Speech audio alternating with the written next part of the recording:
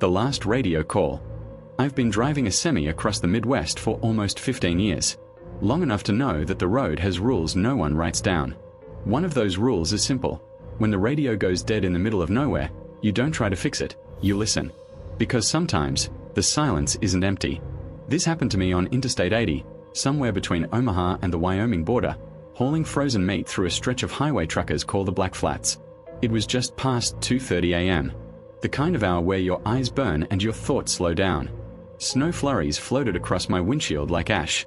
The CB radio crackled softly, the usual late-night chatter fading in and out. Then, without warning, the signal dropped completely. No static. No hiss. Just dead air. I tapped the radio, checked the cord, even switched channels. Nothing. That's when I noticed something worse. The GPS had frozen too. I slowed down, heart thumping harder than it should have. The Black Flats aren't marked on any map. Just a massive stretch of empty land where exits disappear for miles. Truckers say electronics fail out here because of old military testing, but no one can ever explain the voices. I told myself I was tired. That's when the CB radio clicked back on by itself. A single voice came through, low, distorted, and shaking. "Breaker, breaker, anyone hear me?" The voice sounded young. Too young. I hesitated, then answered. "Yeah, I hear you. You all right, buddy?" There was a long pause. I thought the signal dropped again. Then he said something that made my stomach turn cold. "I don't know where I am. I've been driving for 6 hours, and the road won't end." I glanced at my odometer. I'd been driving the same stretch for almost an hour without passing a mile marker. I asked him what he was hauling. Another pause. "I don't remember stopping," he said, "but my trailer feels lighter." That's when I noticed something in my mirrors. Another semi behind me. No headlights, just a black silhouette following at a steady distance. I hadn't seen it before. It hadn't passed. It hadn't fallen back. It was just there. The radio crackled again, louder this time. "Please," the voice whispered. "If you see me, don't stop." My throat went dry. I asked him his name. "Evan," he said. "I think I died already." The moment he said that, the truck behind me flashed its high beams, once. My radio screamed with static, and Evan's voice cut off mid-word. The GPS suddenly rebooted, showing an exit less than half a mile ahead. An exit I knew wasn't there before. I didn't slow down. I floored the accelerator and didn't look back. I made it to a truck stop just before dawn. Shaking, exhausted, alive. Inside, I asked an old driver about the Black Flats. He went quiet when I mentioned the radio call. Then he told me something I'll never forget. 6 years ago, a young trucker named Evan vanished on that same stretch. His rig was found empty, frozen meat still sealed, CB radio stuck on an open channel, broadcasting non-stop into the night. The scariest part? The old driver leaned in and whispered, "Every few months, someone hears him call for help." I still drive. I still haul freight. But when my radio goes silent in the middle of nowhere, I don't touch it anymore. Because I know Evan might still be out there, driving right behind me. I didn't sleep that morning. Every time I closed my eyes, I saw that truck in my mirrors. No headlights, no reflection, just a shape swallowing the road behind me. By noon, I convinced myself it was exhaustion. But when I climbed back into my cab and turned the key, my CB radio crackled to life without me touching it. The channel display showed a frequency no longer used. My heart sank before the voice even spoke. "Breaker, you still there?" It was Evan. Clearer this time. Too clear. I whispered back, "You shouldn't be talking." He laughed softly, but there was panic under it. "They don't like when I talk. But you can hear me. That means you're close." I asked him close to what. He didn't answer. Instead, the air inside my cab went cold, like someone opened a freezer door. My breath fogged the windshield even though the engine was warm. I pulled onto the highway, telling myself I'd keep driving until the signal faded. But the road signs started changing. Mile markers counted down instead of up. Exit numbers repeated. The GPS insisted I was stationary, even as trees and guardrails slid past. Evan's voice dropped to a whisper. "They're behind you again," he said. I checked my mirrors. 3 trucks now. All identical. All dark. No logos. No lights. Keeping perfect distance. My hands were slick with sweat. I asked Evan what they were. "Drivers," he said. Like us. But they stopped. The radio hissed, and another voice broke through. Deep, metallic, layered with static. Pull over. The words echoed inside my skull more than my ears. My engine began to slow on its own. The accelerator felt loose, unconnected. Evan screamed through the radio, "Don't stop. If you stop, you stay." I fought the wheel, forcing the truck forward. The shadow rigs closed in. One pulled beside me. Through the dark windshield, I saw the driver. Or what was left of him. His skin was grey, stretched tight over bone. Eyes sunken. Jaw hanging open like it forgot how to close. He turned his head toward me, smiling with a mouth full of broken teeth. The CB radio shrieked. Evan's voice was breaking now. "That's how I ended up here," he cried. I stopped to help. They needed a driver. The truck beside me drifted closer, metal screaming as trailers nearly touched. The voice returned, louder than before. "Shift ends here." My windshield cracked down the center, spiderwebbing outward as if struck from the inside. I slammed the emergency brake release and yanked the steering wheel hard. The truck lurched across lanes, barely missing the guardrail. The shadow rigs didn't follow. They just faded, like fog burned away by sunlight. The road straightened. The GPS snapped back to normal. The radio went silent. For a full minute, I thought it was over. Then Evan whispered one last thing. "They'll try again," he said. "Every driver hears the call eventually." The CB radio popped, sparked, and went dead forever. I tore it out of the dash and threw it into the ditch at the next stop. Mechanics later said it looked like it had been burned from the inside. I finished the run without another incident. But I don't drive nights anymore. And when I pass through the Black Flats, I swear I see trucks pulled over on the shoulder, doors open, engines running, waiting.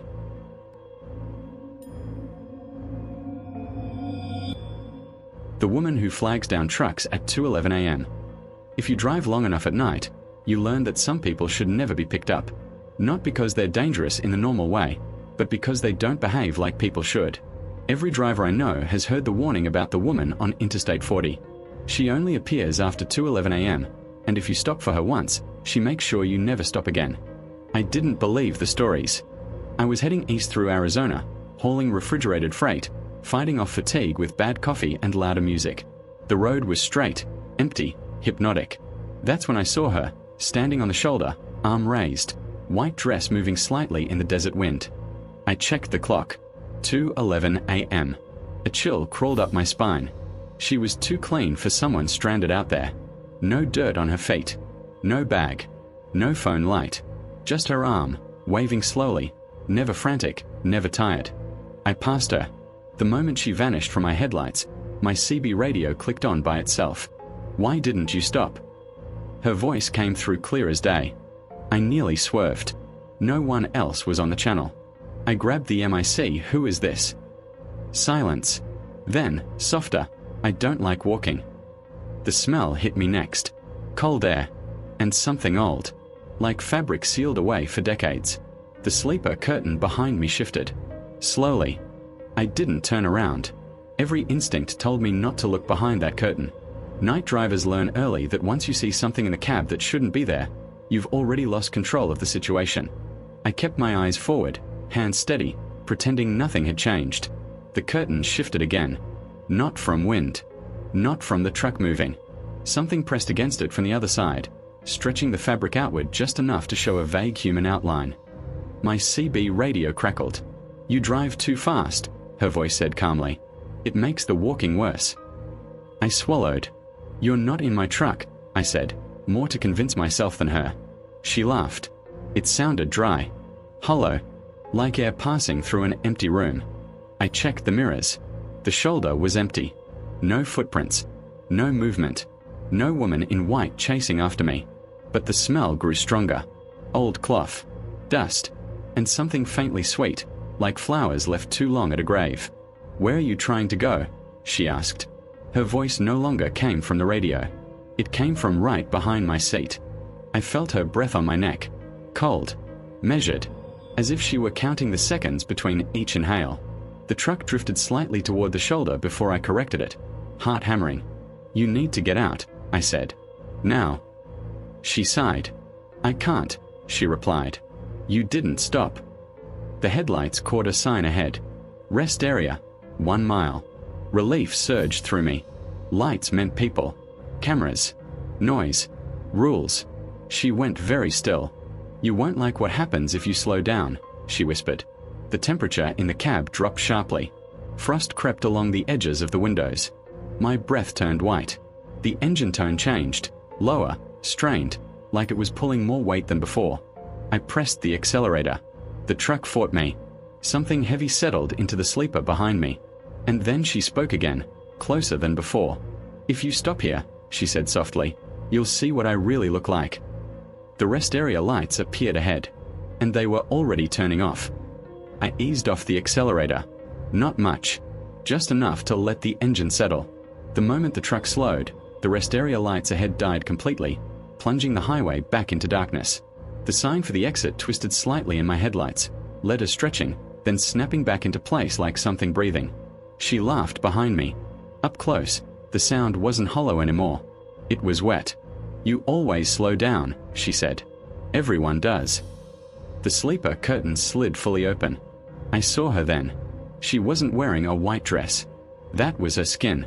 It hung loosely on her frame, stretched thin and colorless, stitched together in places like it had been repaired too many times.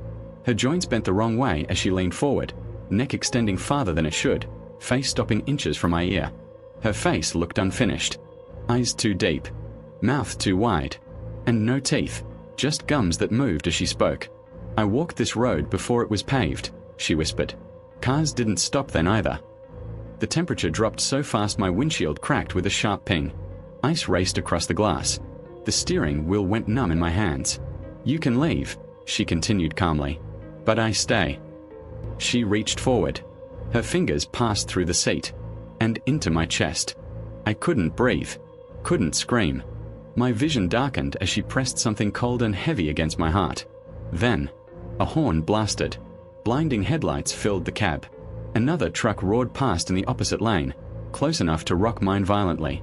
The force threw her backward. She screamed, not in pain, in anger. The cold vanished instantly. The sleeper curtain slammed shut. The smell disappeared. I slammed the accelerator to the floor and didn't slow down for 3 hours. At sunrise, I pulled into a crowded truck stop outside Gallup. People everywhere. Engines. Voices. Normal life. I sat shaking until an older woman approached, tribal jewelry, sharp eyes that missed nothing. "You saw her," she said. I nodded. She touched the hood of my truck gently. "She doesn't ride with you," she said. "She rides with the road. You just gave her a voice."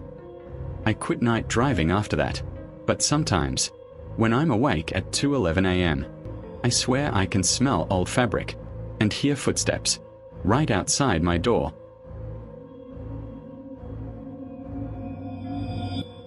The headlights that never overtake you.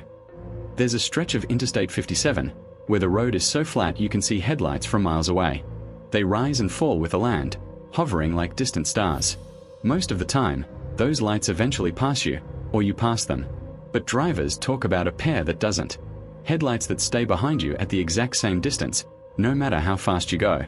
I noticed them just after midnight. 2 white dots in my rearview mirror, steady and calm. I was doing 72 in a 70, cruise control set, nothing unusual. 10 minutes later, they were still there. Same spacing, same height. Not gaining, not falling back. I sped up to 80. So did they. I slowed to 60. They matched me again. No engine sound. No high beams. Just constant, patient light. I tried changing lanes. The headlights drifted with me, sliding across the mirror as if attached by an invisible string. When I moved right, they moved right. When I sent it again, they did too. I told myself it was coincidence. A tired brain inventing patterns. Then my phone buzzed. No signal. Yet the screen lit up with a notification. Unknown contact. Keep your speed. My stomach dropped. I locked the phone and focused forward. The road signs began to repeat. Exit 214. Then another exit 214. Identical damage on the guardrail. Same dead tree leaning toward the shoulder. The headlights grew brighter. Not closer. Just brighter. As if whatever was behind me was adjusting. So I could see it better. I told myself I wouldn't panic. Panic makes you do stupid things. Slam brakes, pull over, make eye contact with whatever wants you to notice it. I kept my speed steady and stared at the lane ahead like it was the only thing left in the world. The message buzzed again. Unknown contact. Good. Then another. Don't brake.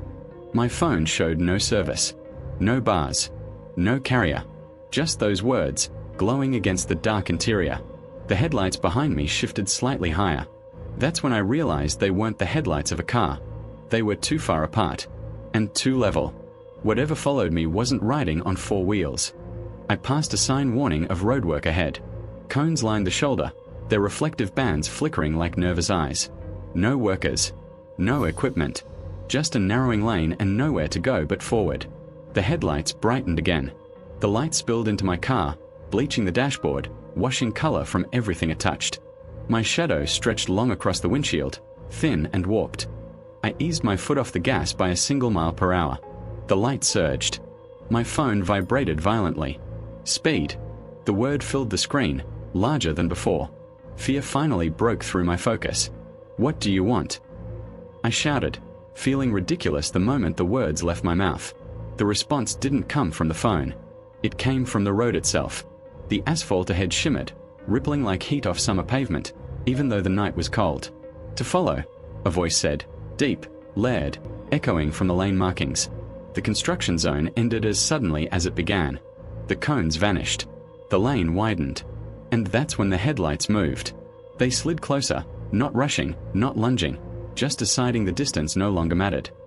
My exit appeared ahead. Home. I signaled right. The headlights stayed centered. Didn't follow the signal. Didn't react. They were waiting. I took the exit. The blinker clicked softly in the dark, a sound far too normal for what I was about to do. The ramp curved away from the interstate, dipping down into a pocket of trees that swallowed the light almost immediately. The headlights didn't follow. They stayed on the highway. For a heartbeat, relief flooded me so hard my vision blurred. I laughed, short, breathless, and eased off the gas.